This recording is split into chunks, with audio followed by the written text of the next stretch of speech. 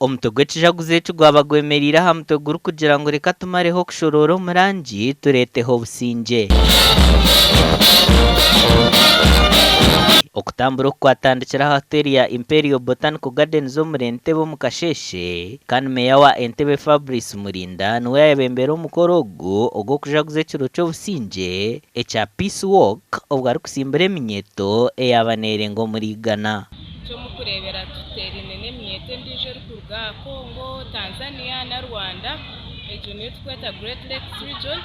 Mwene izooba eritwe nk'emyeto nituyamba kugira ngu tuhamisirize emyeto endiijo kugira ngu hagumeho obuteeka omu ihanga. Turujaguza wano mu Uganda kubanga ffe ng'abavubuka turi mpagiruwaga okuleeta obutebenkevu oba emirembe mu ggwanga lyaffe Uganda. Kyova olaba olunaku luno turujaguza ffe ng'abavubuka Abannayuganda, era nze ndi musanyufu nnyo nti ensi yonna yavaayo okujaguza olunaku nga bwe luno. B'eminyeeta bitwagambaho nabo kuruga omu mahanga nka Rwanda, Uganda, Tanzania hamwe na DRC nibagira ngu obusingye okuba omu mahanga agu barikutuuramu n'ekyomuhendo munonga.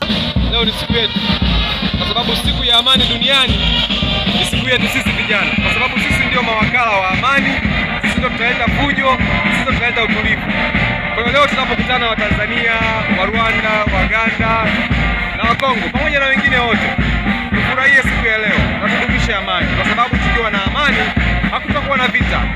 Oyuche ngu buri mwaka amahanga omu nsi yoona nigajaguza ekiro ky'obusingye kya International Peace Day ekyatandikireho omu mwaka gwa 1954 omu ihanga rya Japan, bwanyuma y'ekitongore kya United Nations Association kuruga omu ihanga rya Japan ahu batiire ebide bibiri nk'akamanyiso k'obusingye. Gashaka Christopher Himsibwe.